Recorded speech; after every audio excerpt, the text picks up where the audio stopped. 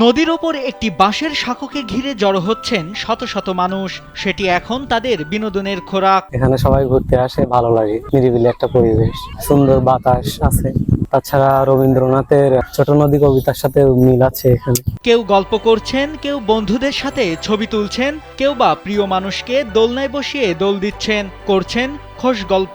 আমি আমার হাজবেন্ডের সাথে এসেছি, মাঝে মাঝে এখানে ঘুরতে আসি। এই পরিবেশটা অনেক ভালো, আর বিকালবেলা এখানে ঘুরতে অনেক বেশি ভালো লাগে। এজন্য দুজন একটু সময় কাটাতে আসছি।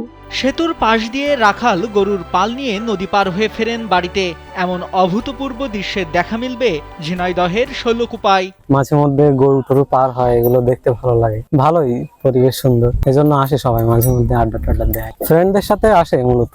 কাম অন ব্রো, এসব অনেক কিছু আসবে আর যাবে, এক্সপার্ট কিন্তু থেকেই যাবে। আশপাশের প্রাণ প্রকৃতি দেখতে প্রতিদিনই শত শত মানুষ পরিবার পরিজন বন্ধু বান্ধব নিয়ে ছুটে আসছেন নদীর ওপর নির্মিত সেতুটিতে। বিশেষ করে পার্শ্ববর্তী ইসলামী বিশ্ববিদ্যালয়ের শিক্ষার্থীদের কাছে জায়গাটি বেশ জনপ্রিয় হয়ে উঠেছে। আমি ইসলামী বিশ্ববিদ্যালয়ের শিক্ষার্থী। এটা আমাদের বিশ্ববিদ্যালয় থেকে পাশে হয়, এজন্য আমরা অবসর সময় এখানে ঘুরতে আসি। কি পরিবেশটা অনেক ভালো। কাঠের সেতুটির আশপাশের প্রকৃতি এক এক সময় এক এক রূপ নেয়। শীতকালে শিমুলের লাল ছোঁয়া আর বর্ষায় নীলাভ আকাশ, সাথে স্বচ্ছ পানিতে টইটম্বুর। মানুষের আনাগোনা দেখে স্থানটিতে বসেছে কয়েকটি টং দোকান। এখানকার যে ভিউটা, আশেপাশে অন্য জায়গায় এই ভিউটা নাই। এই জন্য আমরা ফ্রেন্ডস, আমাদের ফ্রেন্ডস যারা আছে তারা সবাই মিলে এখানে আর কি ঘুরতে আসা হয়। পার্শ্ববর্তী বিশ্ববিদ্যালয়ের শিক্ষার্থীদের সঙ্গে দেখা করতে আসা অভিভাবকরাও সন্তানদের সঙ্গে আসেন জায়গাটিতে।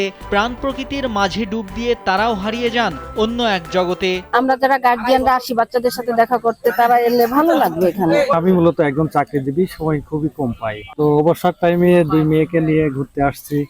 মোটামুটি ওদের বিনোদনের জন্য জায়গাটা অনেক সুন্দর। তবে কয়েক বছর আগেও নদীর দুপারের মানুষের যাতায়াতের একমাত্র বাহন ছিল নৌকা।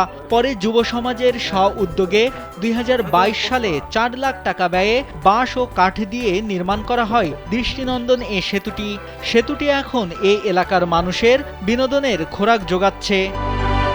নাইমুল হাসিব, কালবেলা।